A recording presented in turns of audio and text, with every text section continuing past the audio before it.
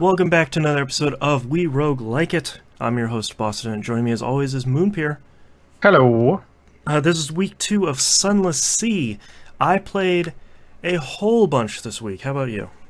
I played a little bit. I had bad things happen, shall we say. Okay. Well, why don't we start with what you have? Because I have, literally a page full of notes that I took on my phone this week.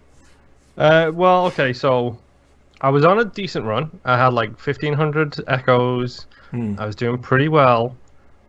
And then I can't even remember. Oh, I remember what happened. I smuggled a case of human souls. Okay. For the guy with the knife in Fallen London. Right. And then I went back and he was like, okay, here's 1,500 echoes. Mm-hmm. Oh, sorry, here's 1,000 echoes. Go to this place, buy this thing, and then come back. And then I realized I'd left Fallen London without any fuel or supplies or anything that could really help. Right. And I figured that I had to go into somewhere else. So then I went back to Fallen London again. Was then promptly ambushed by him. Yep. Had to do a combat check. Yep. Failed miserably. Me too. Lost 7 crew members and died. That's exactly how mine went, because he gave me all that stuff, and he very clearly says, don't come back until you have this item. And I was like, yeah, okay, buddy, you're talking a tough game. So I go out maybe about halfway through the map, and I'm in the same position where I'm like, I have 5 fuel and 2 supplies. I need to just beeline it straight for Fallen London. I should have more than enough to get there. And then I dock, and he's like, hey man, you don't have my stuff, I'm gonna stab you. It's like, wait, So no, hold on. He actually says to you, give me the payment plus the interest, which works out as 1,500 echoes. Oh, okay. Or I'm going to give you a stabby stab to the McFacey face. Right.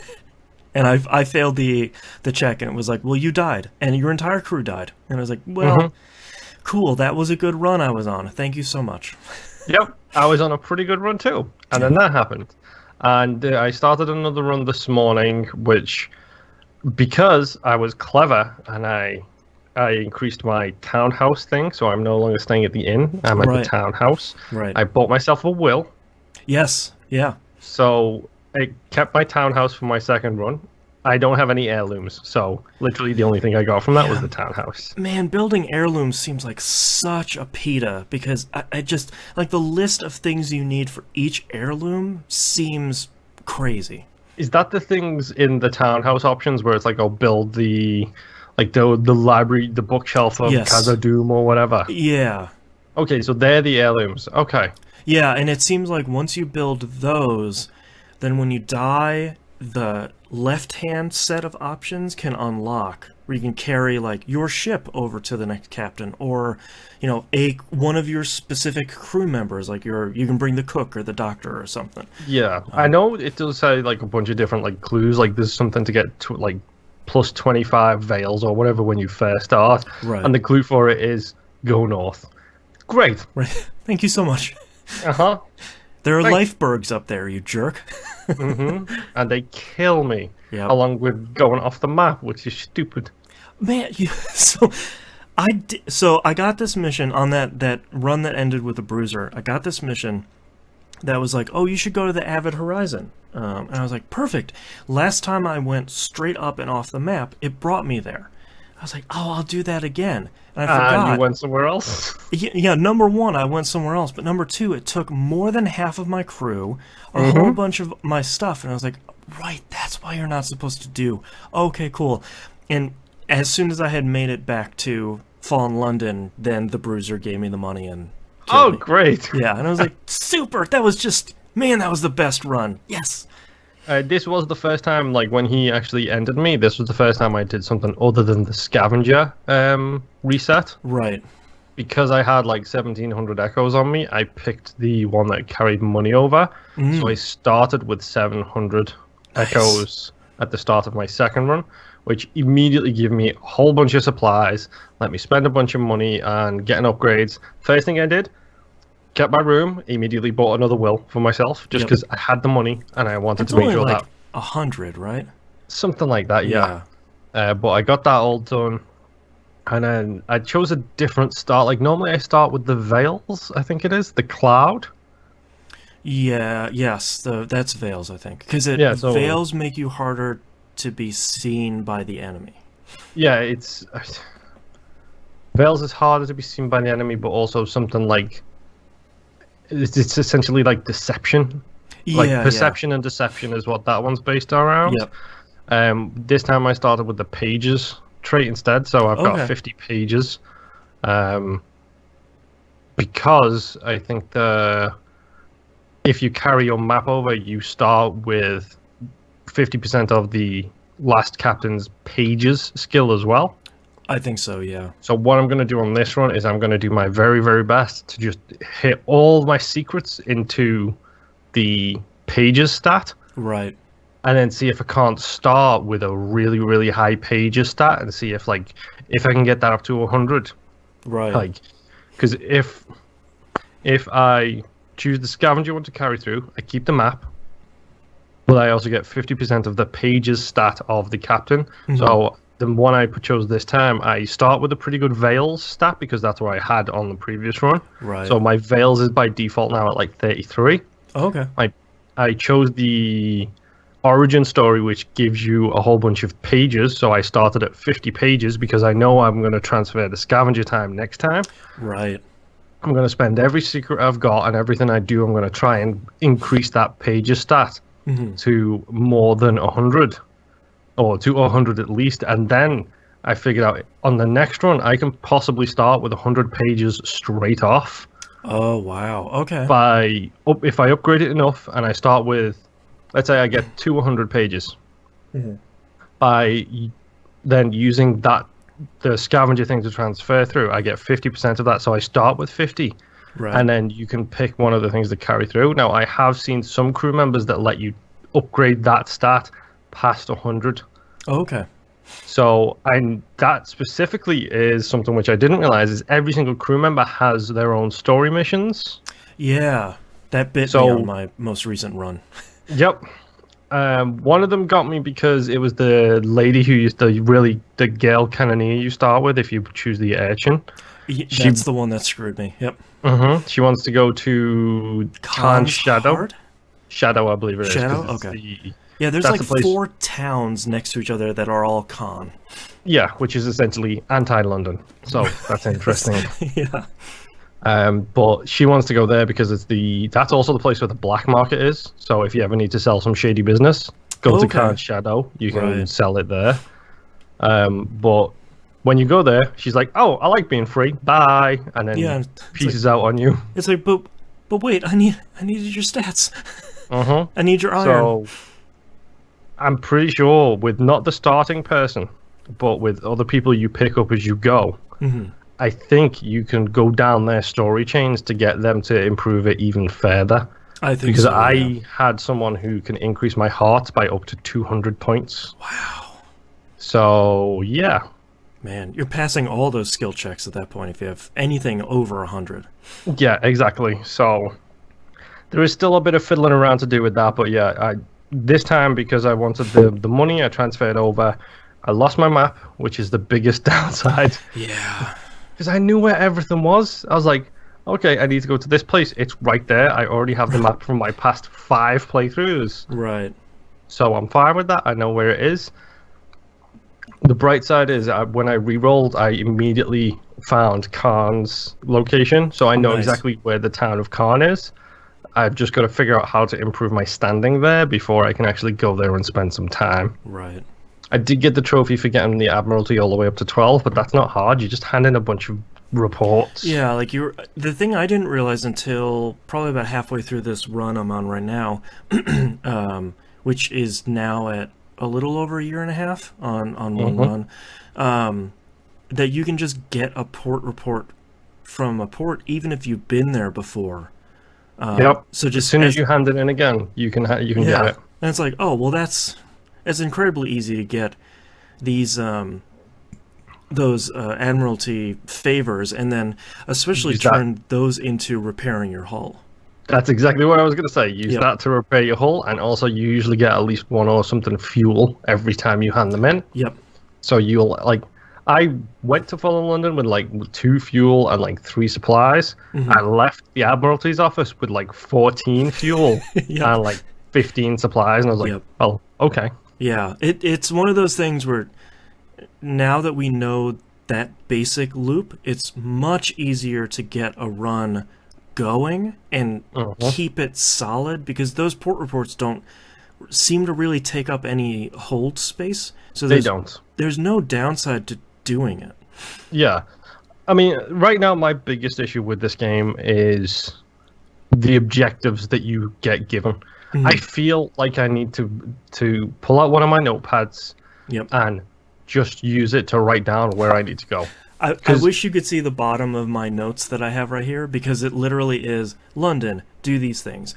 Father's Bones, I have 2 steps crossed off. This is the current step, because I know that a lot of that stuff is in my inventory, but it's impossible to read. Yeah, it's an unmanageable system, because I was even hoping that they have that little drop down. I was like, oh, perfect, I can collapse it, because I don't care about some of these ones. It just expands it so you can read more stuff. It's like, you can read the highlighted field. Like when you highlight it, it does the pop-up. If you do the expansion thing, it just shows you the text from the pop-up. Yeah, and it's like, I get what you were going for, and this may possibly be a good journal for someone who knows all of these quests by heart, but I just have to write these all down, because I can't forgot keep about it straight. Stabby McStabface. I completely forgot about him until I showed back up at Fallen London. Yep. I have a quest chain going on right now for the very first tomb colonist who you take to that place, because it seems to be a random event every time. It's your first, Z Pirate's first mission kind of thing. Where you go up, you drop them off, and depending on what the event is, it's either solved there or they ask you for something else. Right.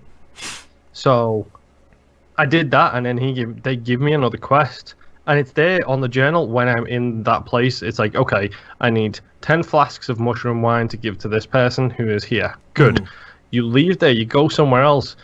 You haven't played the game in a day, and you look at your journal, and you're like, crap, what did they want at the place with all the zombie people? Like, or like, even worse, you're like, I see mushroom wine, and I need X number of those to bring to someone somewhere.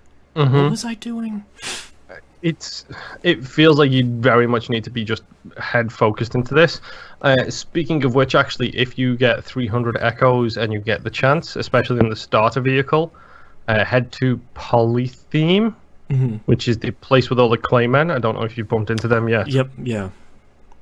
They have something in this store which is like, it's like, I can't remember what it's called, but it's 3 claymen who you slot into the auxiliary slot on your boat. Oh, okay.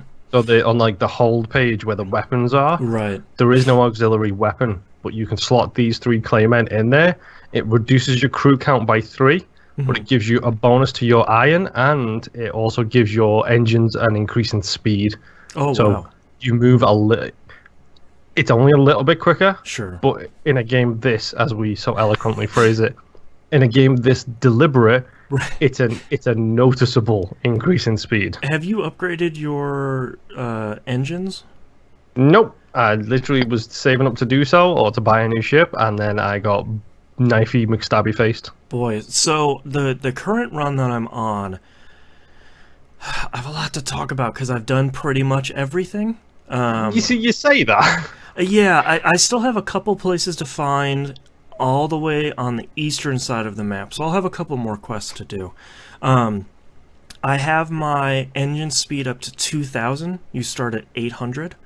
Nice. The difference in speed is incredible. The only downside is you'd use a little bit more fuel, which is kind of a bummer, but you're really cooking across the map. That's why I'm saying, like, I've done the majority of everything, because I usually save up for the 1,500 speed one, so you're almost doubling your speed, and it's such a noticeable difference. So motoring from one place to another is pretty great. I've upgraded my guns to one of the higher ones where it doesn't have any downside, so I think I've moved from like doing 8 damage to doing 24 damage. Yeah. one of my big problems with this game, and I made sure to bold in my notes my problem with this game that I finally solved. This isn't it, but one of my big problems with this game, I really wish that there was a reason for you to fight stuff. Yeah, it feels like it's literally just to get more secrets, right, or to gain 1 or 2 more supplies. Yeah, that's it. And it feels like it's often not worth the time or not worth the fuel you're using to spin around an enemy, and certainly not worth fixing your hull over. It's more often than not, if you have extra fuel, hit that triangle button and just kind of scoot right out of there and not worry about fighting anything. Yeah, I mean, that's pretty much all I've been doing, because it's one of these games where something tells me that when I can upgrade my ship, when I can do, when I get that kind of thing going, it will be a lot more enjoyable. Yeah. But right now, like, I don't even know how much the upgraded engines are. Like, how much am I looking at to try and actually get them things done? I think the one to go up to 1,500 is only 2,000 echoes. That's not too bad. Yeah. I might be swelling around that right now, but yeah, it's really weird, because it's one of those things where it's like, I can see where it might be going, and like, I kind of jokingly scoffed at you saying that you feel like you've done everything, because the problem with this is one of the reasons why we're talking about like needing more details and stuff, is you'll talk to someone in a port and they'll say, oh yeah, I need 7 of this. Right. You don't know where to get it from. You don't know, who carries it. You don't know if it's a drop from enemies. You don't know what, exactly how to locate this collect 7 bonkers stuff, like the pyramidal cloth or something like that is one that I've seen on this run. Yeah, the one I have on my run is I need to get 7 zoops, and I have no idea where to get them. I'll find them eventually, but... But then it's like you've got to go through every store. It doesn't even tell you an area. You've got to check every single thing. Is it possibly you need to do a trade route to be able to get that as a reward item for doing something? Do I need to kill crabs and I get it from crabs? I don't really know. Yeah, or is it a case of it's a reward from dissecting animals, or is it a reward from... It's obfuscated in such a difficult way to navigate, because I don't want to sit there and take notes right now. Like, I don't want to need my pad next to me. I already have this pad next to me, so I can write you my show notes and stuff on there. I don't want another pad to write on, and my phone is already occupied because I play my mobile games. So I can't do it on whatever note-taking software I might use. I can't do it there either. So it just becomes a case of, well, I guess I'm just gonna wander around lost a little bit. And you don't want to live in the wiki either, because I'm sure I could wiki, like, where do I get zoops from? And it'll say, oh, go to here, and I can go do it. But that sort of feels not in the spirit of the game, which I'm sure... I have looked at the wiki for one quest that I was on, because it had a time limit, and I didn't want to screw it up, and spoiler alert, I screwed it up. Yep. That was the... This is really interesting when you go to. I won't spoil it for you and anyone that hasn't done it yet. You go to the Avid Horizon. The game is very much like someone might be waiting for you back at London. Wink. And it's sort of like, okay, well, let's go back there. Somebody visits you at your home, and you can accept his deal and deliver a couple things, or you can put him off for a while. For anyone playing, don't accept it until you know where almost all of the ports are. Yeah. You also have a time limit for this. I get the impression that if you run out of time, he will just kill you. So. Yep. I mistakenly accepted the stupid mission on Venderblight, which is the name of the zombie town, which I just remembered. Right. To deliver 12 Venderblight people to 3 different locations. I don't know where the first location is. Right. Do you remember which one it is? I don't know which one they want to go to, and number 2, I don't know where that will be on the map. Yeah. Like, great. So this is essentially a run I could throw out the window right now. Right. So I delivered all 3 of his deliveries, and at the end, you go through a thing and you get a crew member that has a time limit. And I looked up, I was like, okay, grab these things, go to this place, make this deal, go to this other place, grab this thing, go to this other place, do this thing. I got all the way to the end, and instead of using this item to get into this town, and there's a bunch of towns where you need a thing to get into the town to go do something. Yeah. I used the item to get into the town, which was wrong. I need to use the item all the way at the bottom of the page to turn it in for something else, so that crew member died. It's like, fantastic. Yep. It's also the run where I did, I don't know if you've gone to the Postmaster's Isle, Nuncio, I think is how it's pronounced. Nope, not yet. Oh, wait. Yes, I have, and you become a member of the post service. And, their currency is rats. Yeah. And there's that giant pit in the middle of the dead letter office.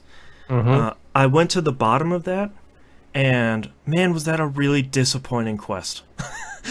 Have you seen the Rat Civil War yet, Island? Yes, pro tip for anyone, side with the guinea pigs. That gets you much better rewards than siding with the rats. Okay. But that's an interesting one, because I always do a whole bunch of stuff, and then suddenly it's like, hey man, they're asking you to leave. You've been exiled from the island. It's like, well, what did I do? Like, I didn't. Everything passed. We succeeded. We did the thing. I know exactly what I did. Oh yeah. I sided with the guinea pigs, and then I told the rats to go steal the thing anyway. So they went and stole it for me, and then they exiled me. Well, that'll do it. Yep. God, what else did I do? Yeah, I started taking notes. Oh, I did the submarine quest.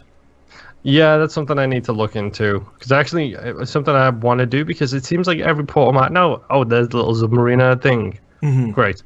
Still don't know where to go to get that thing. Yeah, the thing is, it's a really easy quest to complete. It doesn't seem as complicated as it is.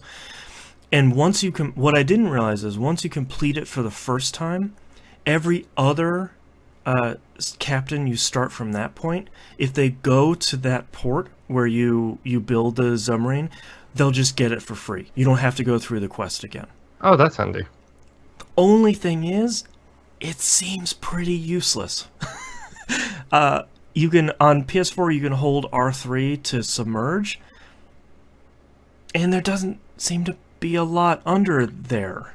Right by Fallen London, directly to the north of Fallen London, I believe, there is a dock symbol on the map, which is not actually a dock symbol at all when you are a regular ship. Right, there's the underwater ones. I'm curious if that's a submarine thing. Yeah, I'll have to look for more of those. I've run across, I think, maybe 3 or 4 of those. A lot of them are, your Z-Bat says, there's something underwater to the north. It's like, all right, let's submerge, turn the sonar on, and it finds it, and it's like 1 supply. It's like, okay, cool, Great. Thanks. Like, you just had to go through a loading screen to get 1 supply. That's not super worth it. So I'm hoping to find some of those underwater docks. I totally forgot about those. But I think the thing that I'm worried about with this run is I've been spending, I think I'm like 7 hours into this run over the last week. I'm playing, like an hour a day. Mm-hmm. I sort of don't want it to end, because I can go back to Fallen London right now and just retire and just start another one. You think it will kill your desire to keep playing? Yeah, like I'm sort of worried that I'm going to have to start back over with like no crew members and no upgrades, and I'll carry over the map for sure, because I think I'm only missing 2 or 3 ports. But I'm really worried that it's like going through a Binding of Isaac run where you're just unstoppable by the end, and then you start another one and you're like, oh well, this isn't.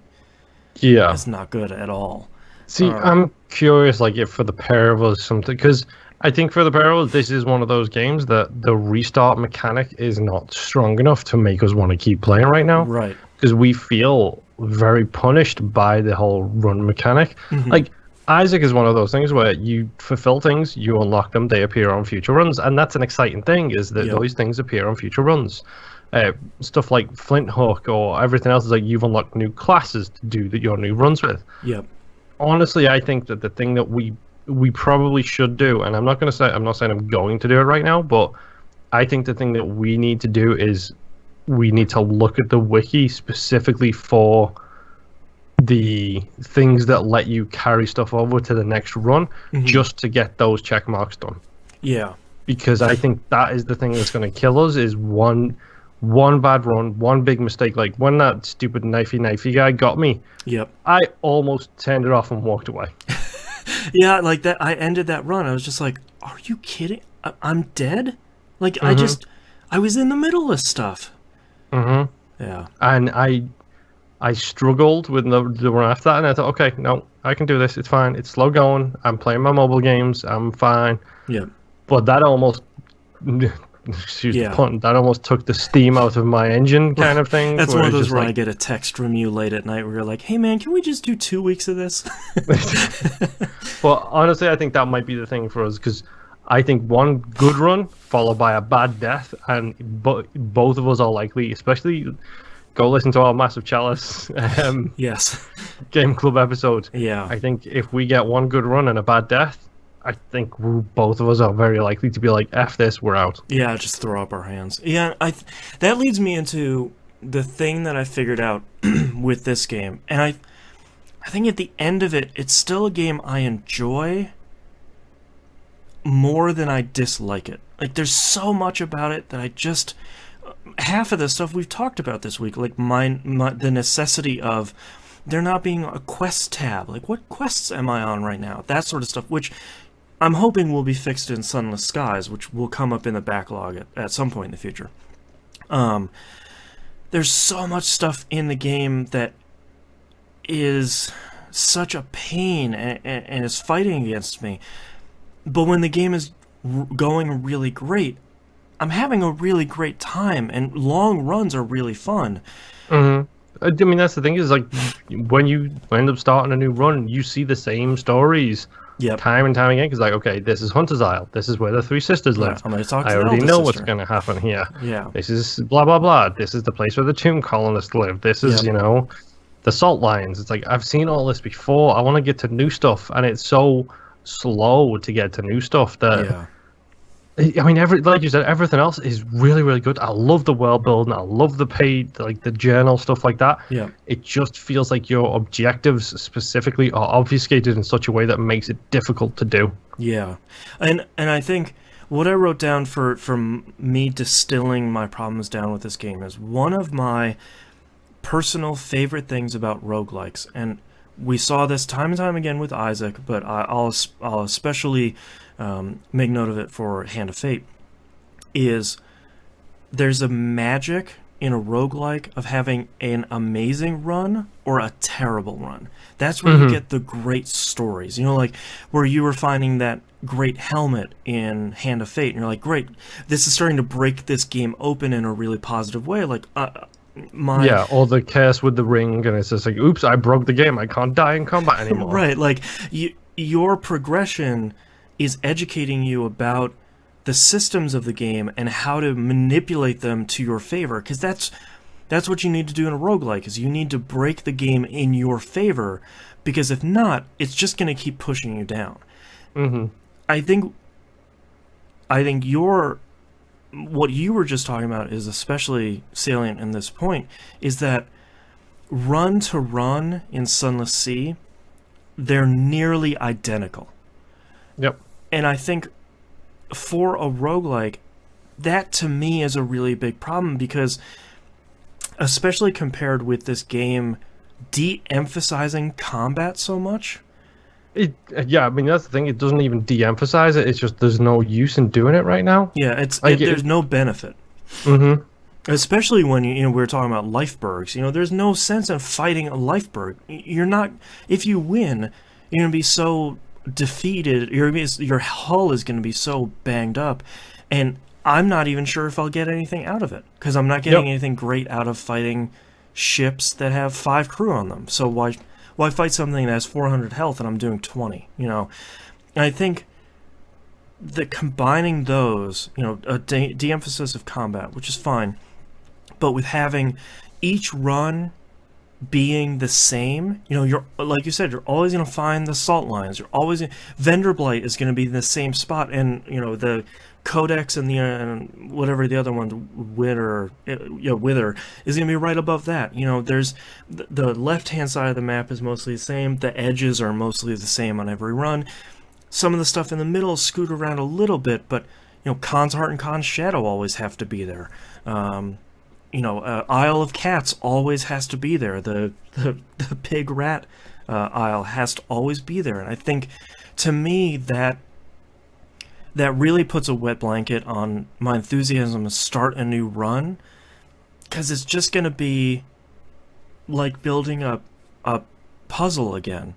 But the picture, it's the same puzzle pieces, but it's going to build a different picture this time. And it's like that's a very good analogy. It's like you've got a 2,000 piece puzzle, you put together 1,000 of those pieces, and then your kid comes along and throws them on the floor. Right. You ain't starting that again. You're putting that back in its box where it came from and back in the shelf. Yeah, it's going in. Next time we have a garage sale, it's going in the garage. And I think for me that's... But I think it's the opposite of what we were talking about, Hand of Fate. We're excited for Hand of Fate 2 to see where they take a stable foundation and build upon it. That's really exciting.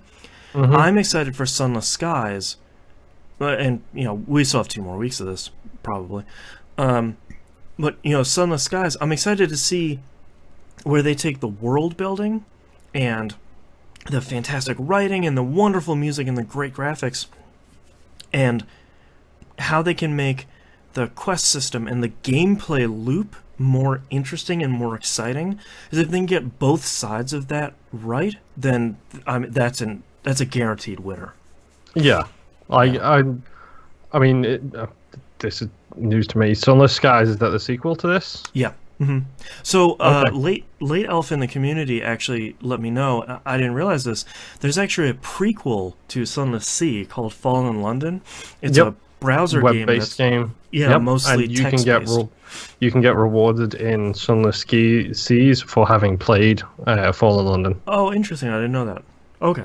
So I haven't started Fallen London, but now that I know that, I might spend an hour or two playing it. But yeah, Sunless Skies is their sequel to it, and it sounds like, from the little bit I've seen, I don't want to spoil myself on it too much before we start playing.